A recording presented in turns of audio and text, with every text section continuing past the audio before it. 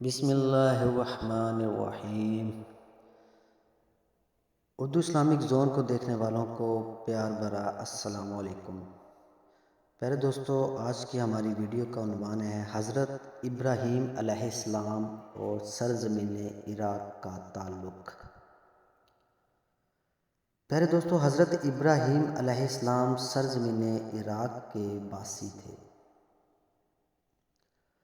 آپ کو آخری عمر میں اللہ تعالیٰ نے 2 بیٹے عطا کیے جن کا نام حضرت اسماعیل علیہ السلام اور حضرت اسحاق علیہ السلام تھا۔ حضرت اسماعیل علیہ السلام کو آپ نے سرزمین عرب کے شہر مکہ میں آباد کیا اور حضرت اسحاق علیہ السلام کو کنعان میں آباد کیا۔ کنعان یعنی فلسطین میں آپ کے بیٹے حضرت یعقوب علیہ السلام سے آپ کی نسل آگے بڑھی اور انہیں بنی اسرائیل مطلب اسرائیل کے بیٹے کہا گیا۔ اسرائیل حضرت یعقوب کا لقب تھا۔ حضرت یعقوب کے بیٹے حضرت یوسف مصر پہنچ گئے تھے اور وہاں انہوں نے اثر و رسوخ پیدا کیا تو اپنے سارے خاندان کو کنعان سے مصر بلوا لیا تھا۔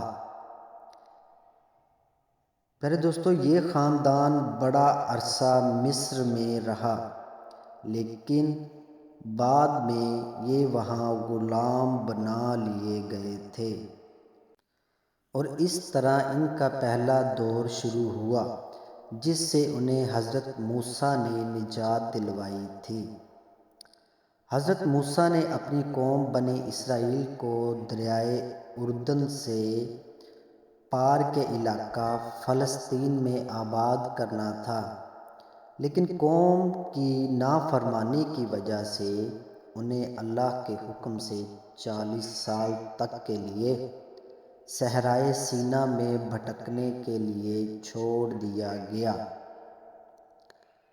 صحرائے سینا مصر اور فلسطین کے درمیان ایک بنجر و بے آب و گیاں علاقہ ہے۔